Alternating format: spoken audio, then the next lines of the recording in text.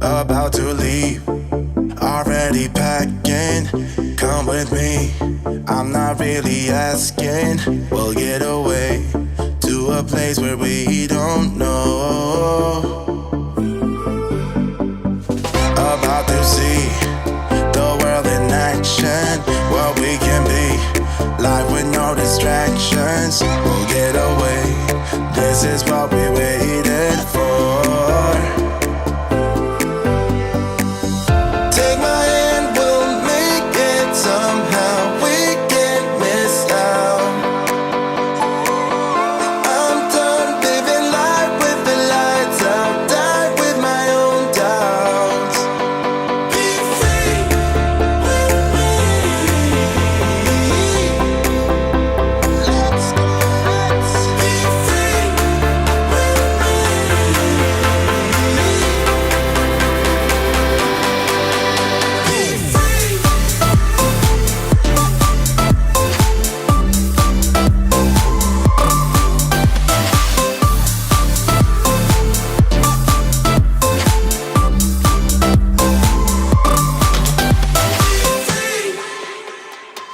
Not looking back, eyes on the freeway, Bonnie and Clyde, a classic cliche. We're on the run, this is what we waited for. Take my hand, we'll make it somehow. We can't miss out. I'm done living life with the lights out, die with my own doubts. Be free.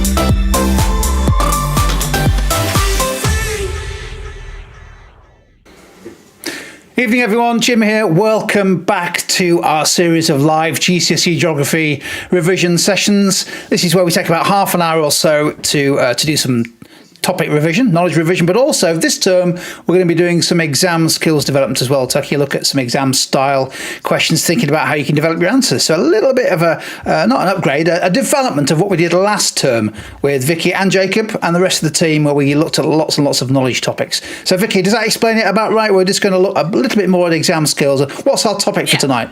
Introduce us for it. So we're looking at the risk of living with tectonic hazards, which is obviously part of Unit 1A, natural hazards. So a bit less content than last term. Still some of those knowledge recall sort of little quizzes, but also some different activities that will get you thinking a little bit more and develop some of those sort of application and evaluation skills that we need for those longer answer questions. Fantastic stuff. Well, as we know, knowledge is the foundation of the higher order skills, isn't it? So always worth testing our knowledge as well. So, should we make a start? Yeah, absolutely.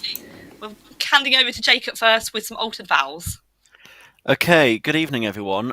So we are starting with altered vowels. Now, if you haven't been to one of these revision sessions before, basically any of the vowels in the word, we change it to an alternative vowel. So you need to try and work out the key phrase. And our key phrases and our key words are so important. So let's have the first one. So we got our first one that's come up here, okay? So let's try and get some answers in the chat. Let's see if we can figure out what this keyword is. We'll give you sort of 20 seconds or so. So just have a think. Have a think about those vowels in the word and how they could be changed and what words we would get from that. I think it's a nice, easy one to start with.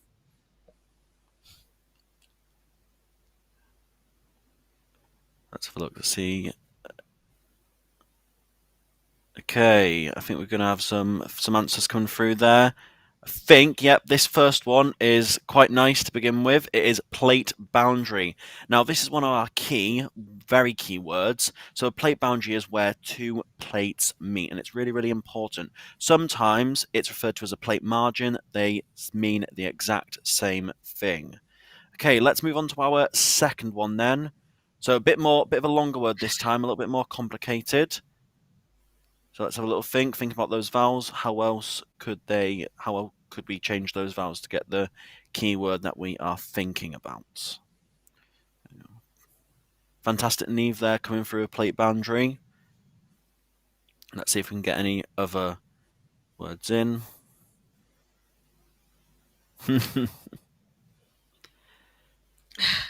Okay. Fantastic there, Neve, again coming through the correct answer. Let's have the answer up on the screen then. Yes, it is a destructive margin, so a destructive plate margin. This is when we have an oceanic piece of lithosphere and a continental piece of lithosphere colliding into each other with the oceanic lithosphere subducting underneath. Absolutely fantastic there, Neve, and some other answers coming through. Okay, next one is on the screen. Again, a bit of a longer one. I think that little dash in the middle might give you a bit of a hint at what one we are looking at today. Now, this I'll give you a little bit of a hint myself. This is an example of a plate boundary. This is a real-world example. So let's see if we can get a couple answers in the comment box there. So I'll give another 10 seconds or so. So I'm going to think of a real-world example of a plate boundary. Okay, let's have the answer on screen. This is a bit more of a complex one. This is the Mid-Atlantic Ridge. Now, the Mid-Atlantic Ridge is obviously found in the Atlantic Ocean, and it is a constructive plate boundary. That is where two tectonic plates are moving apart from each other. Fantastic, Neve, coming in there again with Mid-Atlantic Ridge. Amazing. Okay, we'll go on to our next one then. So a bit of a longer one again. I think decipher that second word and you'll get that first word very, very easily. Okay, so just have a look at that second word and I think we'll be able to decipher that first word quite easily. We could add here that this is one of the reasons that people do live in areas of tectonic risk. Ah, you've just stolen what I was about to say after we gave the answer. Oh, I'm really sorry. Ah, Vicky. That's all right. Sorry. So yeah, fantastic, Neve there. Oh, it's all right. Don't worry. So, Neve, fantastic. Yeah, so let's have the answer on the board is geothermal energy. So, as I was just pipped to the post there, yes, this is one of our exact reasons why people like to live in tectonic areas. And we're going to talk about this a little bit later in the context of Iceland. And let's pop on to our last one, okay? So, we've got looks very complicated word there. I think just break it down bit by bit. Have a think about what you could do to maybe make something a little bit less severe in an area with tectonic risk, okay? So let's see if we can get some answers on there. Neve, let's try and go for 5 out of 5. You've been fantastic so far.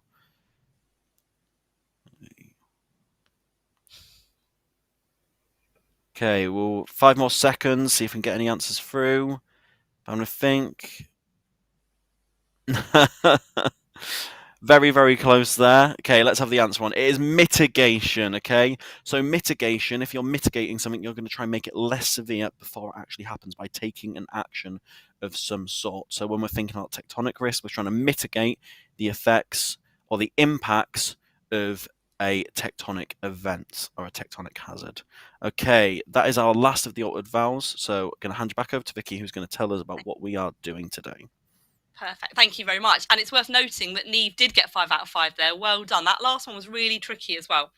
So the majority of tectonic hazards do occur at these plate margins. These crisscross the Earth's surface, and sometimes they go through some of the most densely populated regions of the world, perhaps parts of Japan, China, southern Italy as well.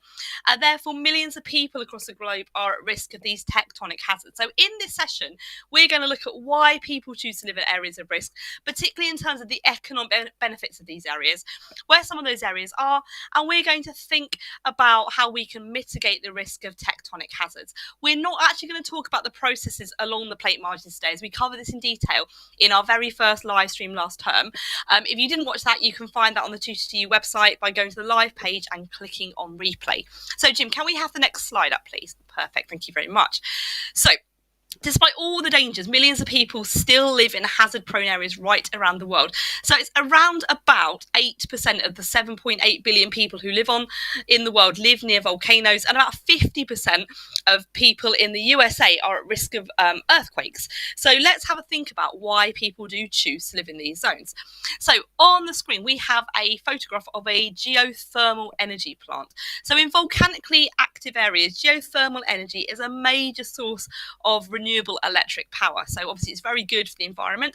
It works by steam being heated by hot magma in the permeable rock below the ground.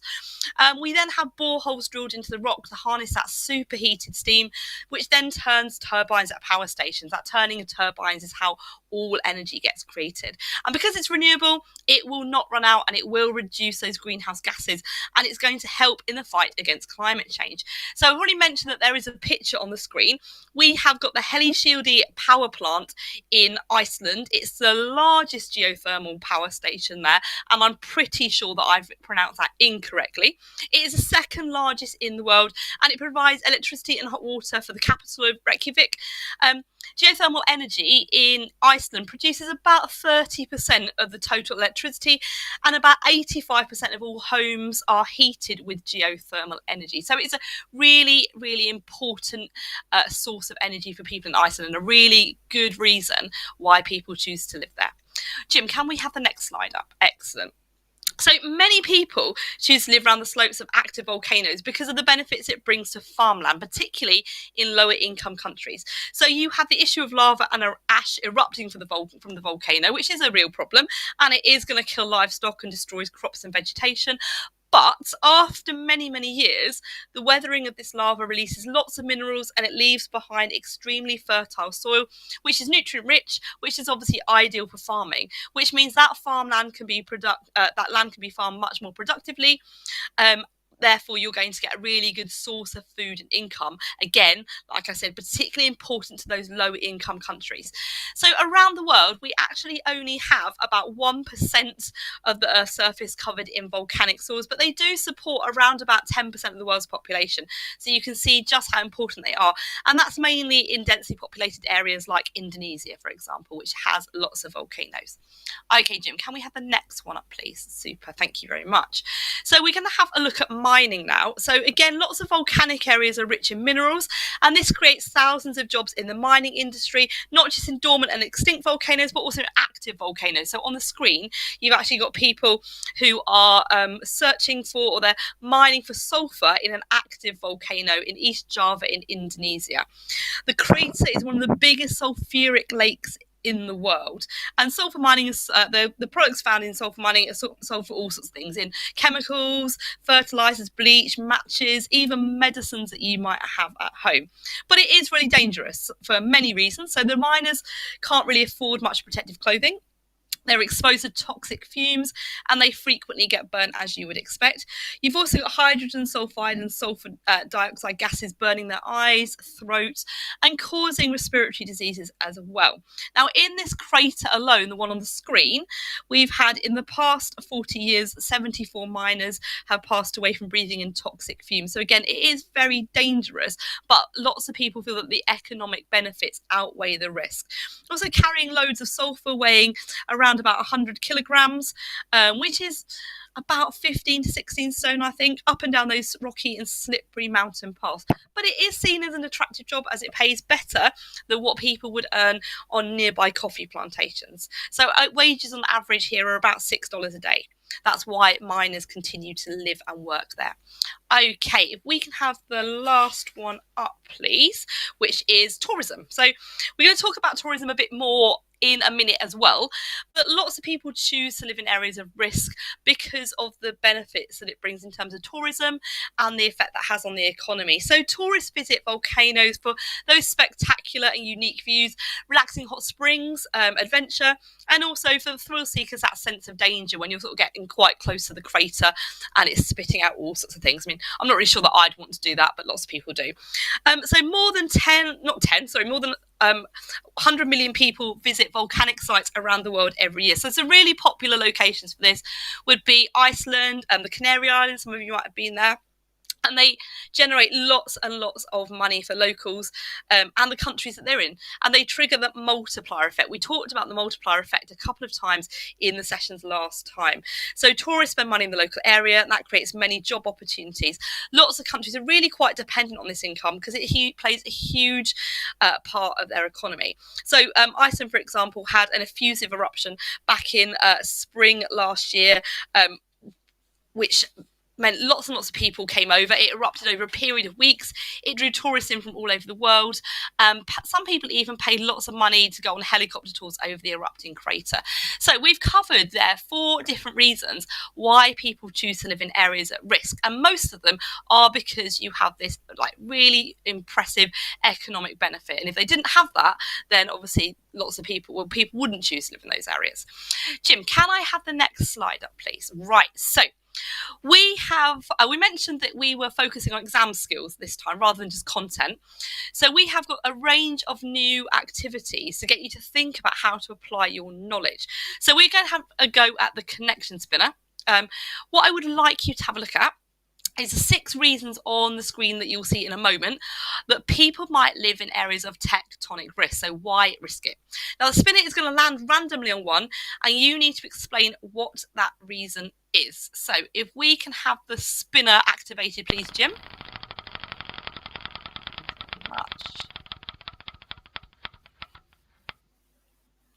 Okay, so ports is our link here. So why do people live in areas at risk of tectonic activity? How do ports fit into this? So have a think. I'm going to give you 20 seconds or so to have a little think and get something down into the chat. If you're watching on replay, you can pause and give yourself a little bit more time.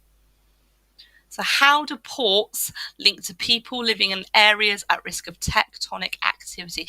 Maybe try and picture that map of the plate boundaries. Think about where some of those boundaries are. Okay, so like I said, I'll give you 20 seconds. Excellent, we've got a good suggestion so far coming up. The San Francisco is a huge port with lots of jobs there. Okay, San Francisco lies directly on the San Andreas Fault. Lots of earthquakes happening along there on the west coast of California. Okay. Perfect, some good ideas coming through. Right, Jim, can we please have the answer up? So plate margins often occur along the coastline, and settlements have been built up around trading links. If we think about some of the world's biggest cities, they generally are along the coast because of those trading links. Do we have a second connection spinner, Jim? We do, excellent. So we've got the same 6. Again, hopefully ports isn't going to come up on the randomised spinner. So Jim, if we can get the randomised spinner going.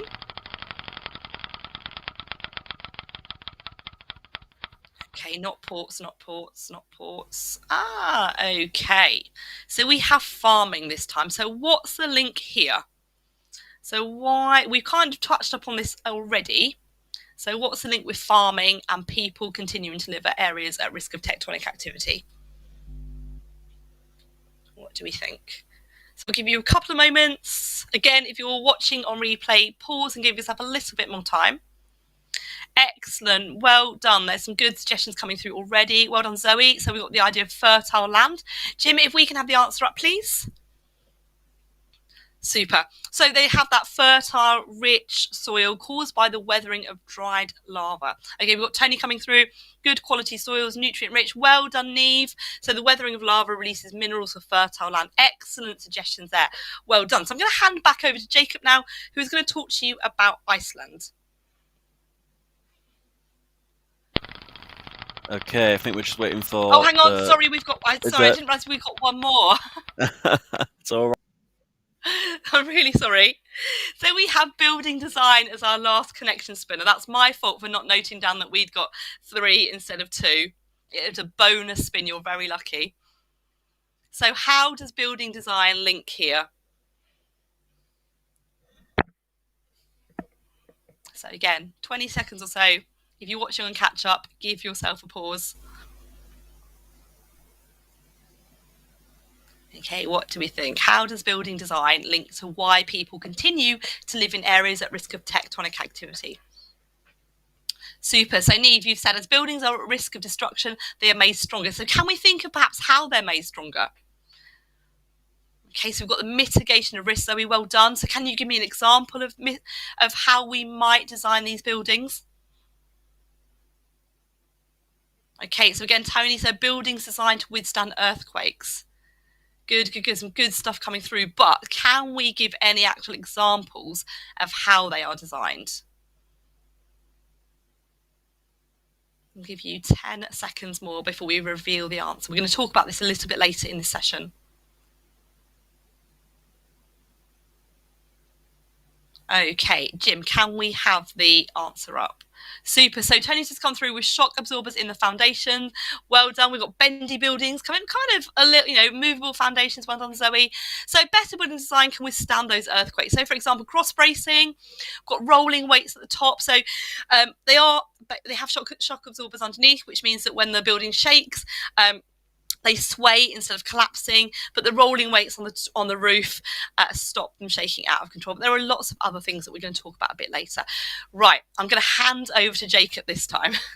Thank you, Jacob. Okay, thank you, Vicky. Okay, so let's talk about Iceland a little bit. Now, Iceland is an absolutely fantastic place, and there are lots of benefits, but we're just going to focus on 2 today, and we're going to start off thinking about energy. Okay, so we have got Iceland is an amazing place for energy because the majority of its energy comes from renewable sources, which is absolutely fantastic when we're thinking about sort of the current climate we live in with human enhanced climate change. Now, Iceland is incredibly lucky because it has that natural access to geothermal energy. So it uses that tectonic activity around it in order to heat up its water supplies, but also produce actual electricity as well. So 90% of all the heat and household heating and hot water in Iceland comes from natural sources underground. But also 25% of all of the energy that is produced in Iceland is coming from a geothermal source. So a little bit earlier we saw the picture of that geothermal energy plant. I'm not even going to attempt to butcher the name, but that is an example of one way that Iceland is sort of a world leader in trying to move towards these renewable energy sources. And even though only 25% comes from geothermal energy, the rest is still coming from hydroelectric power, which is absolutely fantastic. And it's far higher than most countries, in fact, probably every other country in the world.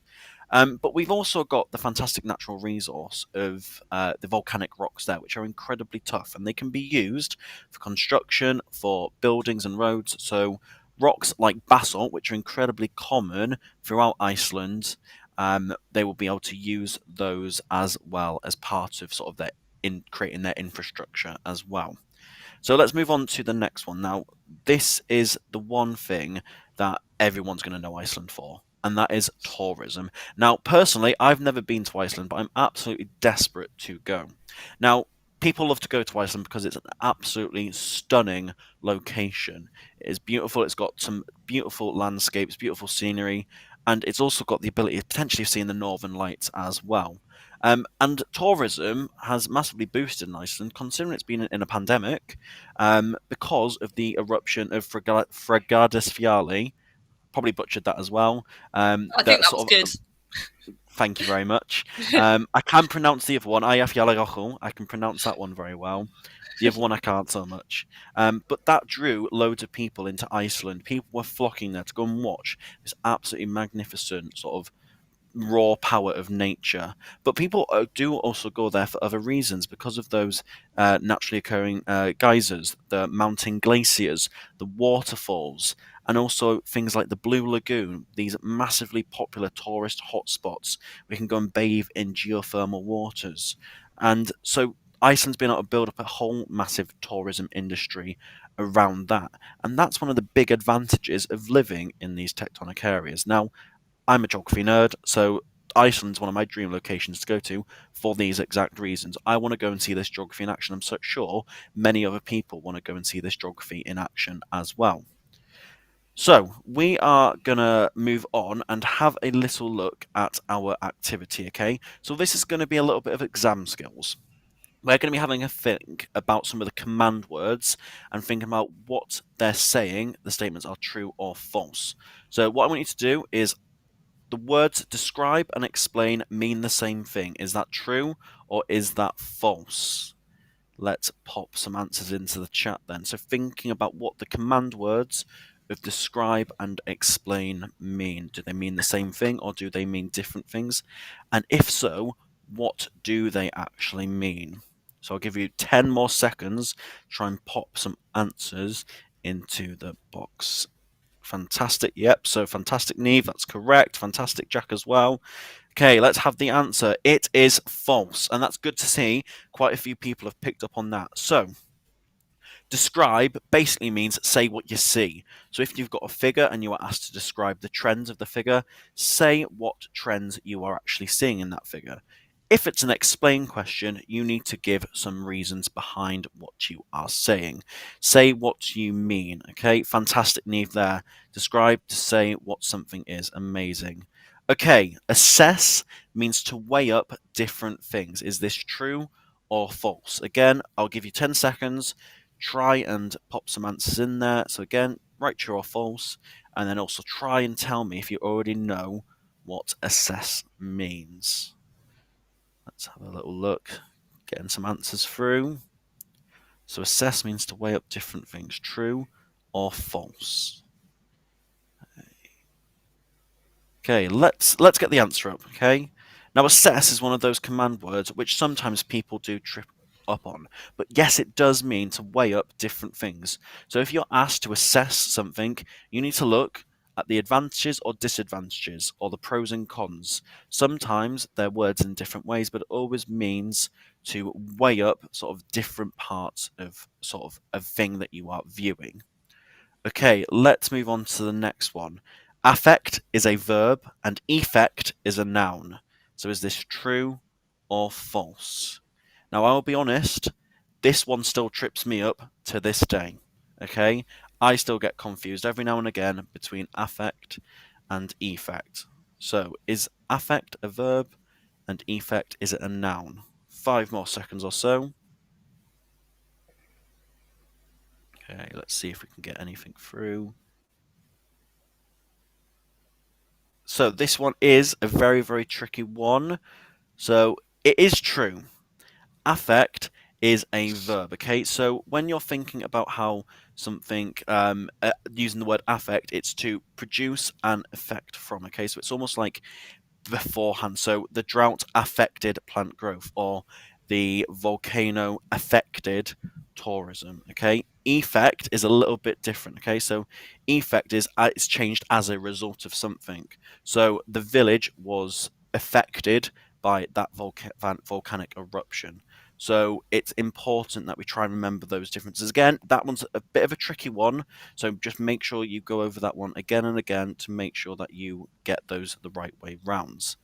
Okay, let's move on to this one. So evaluate questions require a conclusion. So if in the exam you are asked to evaluate something, do you need to do a concluding statement at the end of your answer? So have a little think, what does evaluate mean? And do you require to write a conclusion? I'll give you about 10 more seconds from now. So having a little think, what is an evaluate question? And do you need to do a summary statement at the end of your answer to support what you are saying? Okay, let's see if we can get a couple answers in. And again, if you're watching a catch up, just pause and you can see if you can have a little go. Fantastic there, Jack. Yeah, fantastic. True. Yes. So you need to weigh up both sides. You need to say, do you agree? Do you agree or do you disagree? And justifying the opinion at the end. Fantastic. Yeah. So it's really, really important that we have a good think about these command words. I know a lot of the students I teach get really tripped up on some of these command words, so it's always important to go back over and just make sure that you are very confident when these come up in the exam. So let's move on. So I think I'm passing back over to Vicky now to have a look at mitigating the risk of tectonic hazards. Super, thank you very much. I just had a bit of a panic there because I just disconnected, but yeah, back on, so that's fine. Not really sure what happened there. So mitigating risk is all about how we make something less severe. So we're talking about mitigating the risk of future hazards. So there are 4 stages of this. So we have monitoring, which uses scientific equipment to detect warning signs of events. We have prediction, that uses historical evidence along with live data to estimate when and where a natural hazard might happen. We've got protection, which is designing buildings or structures that will withstand natural hazards. And we have planning, which identifies and avoids places most at risk, preparing for a disaster. So let's have a look at them in a little bit more detail. So Jim, if I can have that up, thank you very much. So firstly, we've got monitoring and prediction. So we should all know that earthquakes generally occur without warning, although scientists can use seismometers, which you can see on the screen, to detect smaller foreshocks that are often a warning sign of that larger quake. So studying historical records lets us predict where they might occur. So particularly along plate boundaries where there hasn't been much activity lately and that pressure might be building up. So animals also exhibit quite strange behaviour prior to a quake as they can sense that something is wrong. So with volcanoes, they give off lots of signs of imminent eruptions. They emit radon, they give off sulfur, and which can be detected. It can also be smelt. Sulfur smells of rotten eggs, which obviously is unpleasant. They can look at bulges in the dome as the magma rises to the surface, and changes in temperature and gravity can be measured as well. And the volcano may do those obvious things like spitting out ash, smoke, and lava in the days and weeks preceding a large eruption. So that's what we have in terms of monitoring and prediction. Jim, can we have the next slide up, please? Perfect. So we've also got protection. So in terms of protection, there are lots of things that can be done. So we talked about this on our connection spinner activity. So high income countries are able to invest in lots of technology to make their buildings earthquake proof. So they might have shock absorbers at the base of the building to take the force of the earthquake, so the building will sway and not collapse. They will also have cross bracing when the buildings are reinforced with steel to hold them together. The rolling weights on the roof that we've already talked about, meaning the building doesn't sway too much. But you also have automatic shutters coming down to stop the windows smashing and having people injured with shards of glass. So one of the most common methods of protection against volcanic eruptions, so slightly less high tech, is digging out channels or building embankments to divert lava away from property. Otherwise, you can't protect property. We can also use explosives to destroy the tubes that carry lava under the ground, which is a little bit more high tech. And then finally, if we have a look at planning, so there are lots of plans that we can make to help with hazard events. So earthquake hazard maps can be drawn up to highlight areas at risk. Some countries actually practice earthquake drills, like we have fire drills in the country. So there's a picture of an earthquake drill in Greece on the screen, but actually every year Japan has a big earthquake drill practice day on the 1st of September. And people also need to know how to turn off their gas and electricity supplies because this will minimise the risk of fires. In terms of volcanic eruptions, again, you can have hazard maps being drawn up to show the areas most at risk from ash and lava, and it means that you can actually use these maps to set up areas of no-go where everybody has to move out. And probably obvious advice for all natural hazards is that idea of like stocking up on food, non-perishable goods, water, fuel, etc., and also knowing when and how to evacuate. So lots of things there that people can do to mitigate the risk. And obviously it's a bit easier to mitigate the risk if you are in a high income country. You've got a big budget to enable you to do so. Okay, Jim, can we have the next activity? So we have a stepping stones activity now. Again, a new activity. This is an activity to help us develop those chains of reasoning, which are essential for 6 and 9 markers, but even some of your 4 markers. And I think lots of you often get sick of teachers using this phrase, chains of reasoning or chains of analysis, but they are really important and it's a key to writing a really good exam answer. So let's have a look at our activity here. Super. So we have our stages on the screen. Now, what we have here is the start of a chain of reasoning and the end. Now, what I need you to do is to have a think about what might be in those sort of in between stages. So there are a number of ways that we can mitigate the risk of tectonic hazards. ... And at the bottom, these will decrease the potential and economic impacts of tectonic hazards and keep the death toll low. Well, actually, those two sentences actually go together. But in this case, it wouldn't give you a very good mark in a 4 or a 6 mark question. So what could you think about in between?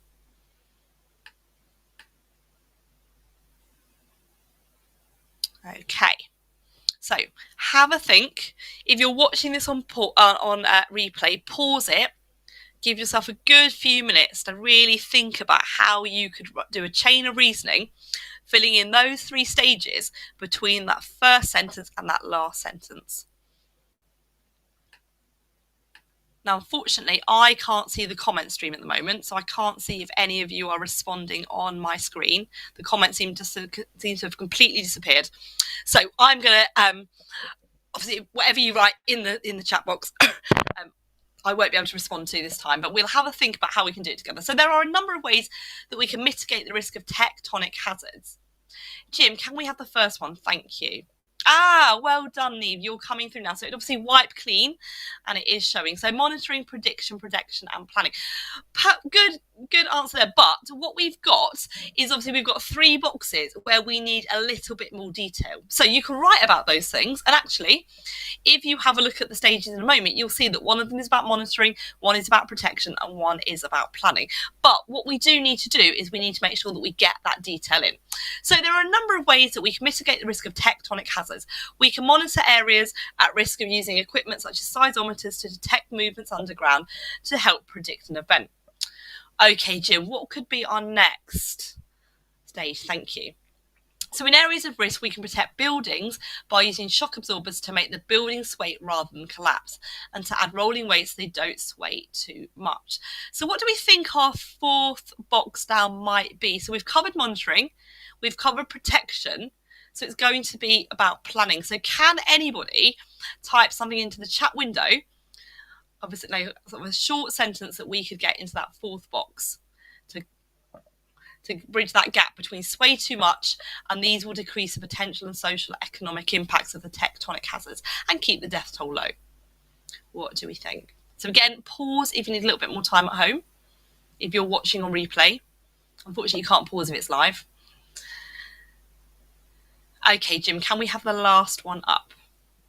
So we can make plans such as practicing earthquake drills like they do in the drills is missing from there, like they do in Japan, and stocking up on supplies so we are fully prepared in an event. So there we are. We've got a full chain of analysis there. There are a number of ways that we can mitigate the risk of tectonic hazards. 3 steps added that these will decrease the potential social and economic impacts of the tectonic hazards. Well done, Neve, you're correct. That's a really good answer that you've got there. Brilliant. Well done. So we can plan drills and evacuation routes to allow people to exit dangerous areas and keep more people alive. Using the monitoring equipment, Jack, brilliant, to better communicate the risks to people living there. Well done, you guys. Really good answers. Well done, Neve. Well done, Jack. Right, I'm going to hand back to Jacob for a quick piece of exam practice and some exam gold, and then he's going to do a bubble quiz to finish off the session. Okay, thank you very much, Vicky. Okay, so we have got our 6-mark exam question there. Using figure 1 and your own understanding, explain how people in Iceland benefit from tectonic activity. So, important parts of the question, okay? A lot of you might use the acronym BUG to bug your questions, okay? So we have got our command word of explain. Now, we should all know what we mean by explain because I went through it earlier. Explain means to give reasons. It says that we need to talk about people in Iceland benefiting and using figure 1, okay? Now, that's one thing I commonly see is that people don't use the figures when you are asked to. So this one is specifically asking you to use the figure, so use the figure.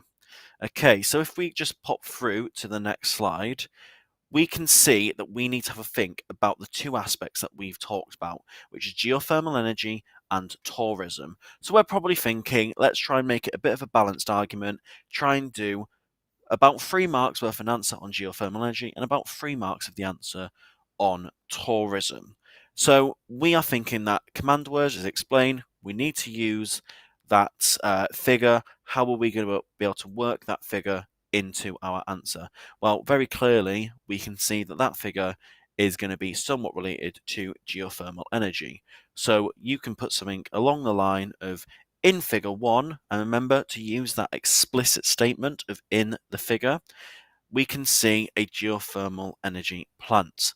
They will utilize this to get electricity from the natural warmth of the tectonic activity. Okay, so if we move on to the next slide, and we've got some of our exam gold here. So this is a 6 marker. So as an examiner, we'll be wanting to see 2 ideas that have been fully developed and backed up with the specific example of Iceland, and also backed up with that use of the figure. So we're thinking around 2 paragraphs, okay? Remember, in the exam, we're not going to have a whole load of time to be looking and spending on this one. We're going to have about 6 minutes, maybe a little bit more.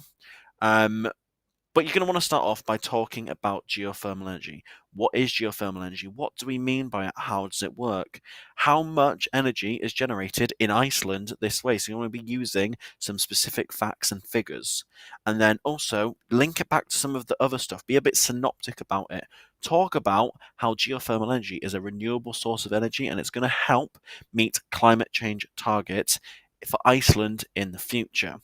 Once you think you've done a very good point there, and make sure you've got all that detail, you can then move on to your second point. Now, our second one is tourism, and we could happily probably talk about tourism for pages and pages and pages in Iceland.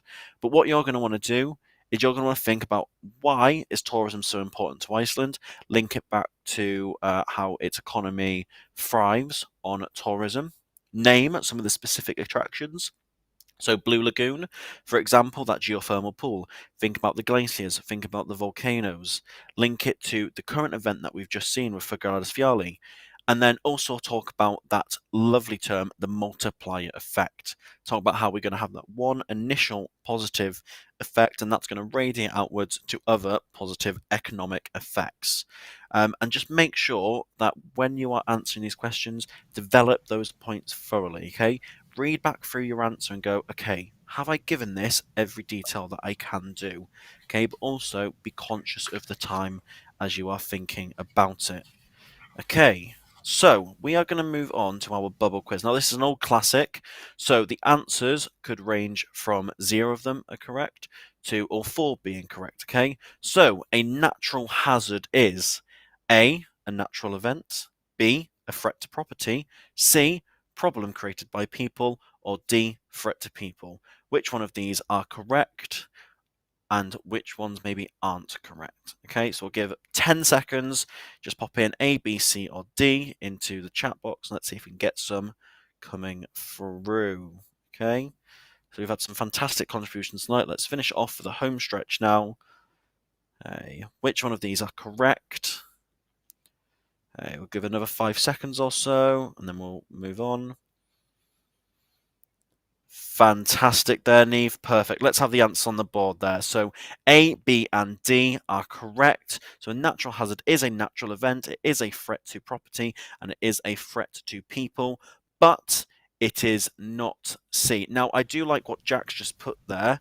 Arguably C, as it can be exacerbated by these problems. That is absolutely fantastic. Yeah, people can increase their own hazard risk, okay? That is a really good argument that we can make. However, we will try and keep thinking about it in sort of terms of just the natural hazard itself, okay? When it started being created by people, it becomes more of a natural disaster. Okay, number 2. Which of the following are tectonic hazards? A, tropical storms, B, volcanic eruptions, C, earthquakes, or D, tsunamis. So about 15 seconds here. Let's try and get some answers into the box. Let's have a quick look. Okay, so which ones are correct? Let's have a little think. Fantastic. Yep, I agree with definitely that some of those ones there. Fantastic. Some amazing answers coming through there from Neve and Tony. And yeah, fantastic there, Neve. So yes, we have got B, C, and D. Okay, so B and C are sort of direct tectonic hazards. Tsunamis are tectonic hazards. They are caused, and they can be caused by volcanic eruptions and earthquakes. Obviously, last weekend or a couple of weekends ago, we saw the Tonga tsunami from that underwater volcanic eruption there. So that's really relevant to what we've been sort of seeing in the news over the last couple of weeks. Okay, let's move on to question 3 then. So, where do earthquakes occur? Do they occur at plate margins, destructive plate margins, constructive plate margins, or conservative plate margins? So where do we find earthquakes occurring? So have a little think back to the sort of, if you have a think back to some distribution maps of where we find earthquakes and volcanoes, where do we find them? Fantastic, got some amazing answers coming through there. Fantastic, Neve. That's absolutely right. So let's get the answer on the board. This is a nice, easy one here. They are all right. We always find earthquakes at all different types of plate boundaries. Fantastic. Okay, let's move on to number 4 then. So where do volcanic eruptions take place? A, hotspots, B, destructive margins, C, conservative margins, or D, constructive margins. Okay, so let's have a little think. Where do we get volcanic eruptions? Okay, let's see. Let's try and get some answers through in the next 10 seconds or so. So let's have a little look. Have a think. Where do we not get them? If we don't get them anywhere, do we get them at all plate boundaries? Let's have a little think. 5 more seconds. Fantastic. There's some amazing answers coming through there. Fantastic, amazing. So, A, B, and D. We do not get them at conservative margins, okay? So there's no subduction or no new magmatic material being sort of created at a conservative margin, but we do get them at hotspots such as Hawaii, destructive margins, and constructive margins. Okay, let's go on to the last one then. So, areas of the world where active volcanoes are found. So do we find active volcanoes in Hawaii, along the Pacific Ring of Fire, the Mid-Atlantic Ridge, or the San Andreas Fault? So do we find volcanoes in all those places, none of those places, or only some of them? Let's pop some answers in the box. About 10 seconds or so. Let's have a little think. A, B, C, or D? Okay, the last question of the night. Let's finish on a high. Absolutely amazing. Some fantastic answers coming through there. Let's get the answer on the board. It is A, B, and C. So Hawaii does get them. Pacific Ring of Fire does get them, and the Mid-Atlantic Ridge does get them. Now, the San Andreas Fault is on a conservative plate boundary between the Pacific Plate and the North American Plate, so we do not get volcanoes there. Okay, absolutely fantastic work from everyone tonight. Some really fantastic answers. So well done. And a fantastic session, Vicky and Jacob. Well done. That absolutely, we've packed loads in there, including some exam. We're starting to build the exam technique, aren't we? Looking at a little bit more in terms of developing arguments and looking at how to structure responses. So more of that over the coming weeks. I know on the way. What's our topic next week? Have we got that lined up yet? Yeah, I've almost finished writing it. That's what I've been doing today. Weather hazards in the UK. Oh, okay, very good. Have you been to Iceland? It looks like an amazing place, isn't it? No, it's definitely on the list. I'm desperate to go. What about you, Jacob? Yeah, I'm desperate to go as well. Hoping to try and get a school trip there next year. Oh, that'll be a good idea, wouldn't it? I don't know whether I told you this, Jacob and Vicky, but my daughter's a big student of geothermal energy, and this year she asked for Christmas for something from Iceland. Right. So I got her a packet of a stone baked Mediterranean pizza and some cauliflower rice bags. Oh, there you go. Well, you've been sitting on that for ages, haven't you? About 15 minutes you've been waiting for that one. Well, it wouldn't be the end of a live stream without a little bit of a pun or a joke. But that was really, really useful. I love that. And we've mentioned it in all previous live streams. I didn't mention it at the start, but if you go to tutortu.net/live, there it is, the link on the screen there. If you go to the replay section, Jacob and Vicky and the team, Suzanne and everybody else have done loads of these sessions in the last 12 months or so, covering a whole variety of, I think just about every part of the specification for GCSE. In fact, you've probably done it 10 times, the whole spec. So all I'm saying is well worth a look through there if you want to do a little bit of top-up revision on some of the human as well as physical geography for GCSE. And you don't have to do the whole session. You can download all the PowerPoints, maybe just work through certain types of topic or question in addition to what's coming up this term. So fantastic. Anything else to say, Jacob, Vicky, before we sign off? No, just thank you for participating, and hopefully we'll see you next week. Yeah, Thank always you, here. everybody. Live, fantastic session. Many thanks to Vicky and Jacob putting it together and delivering it so well. And well, we're back with the weather in the UK, assuming the weather allows us this time next week. So see you later. Okay then, bye.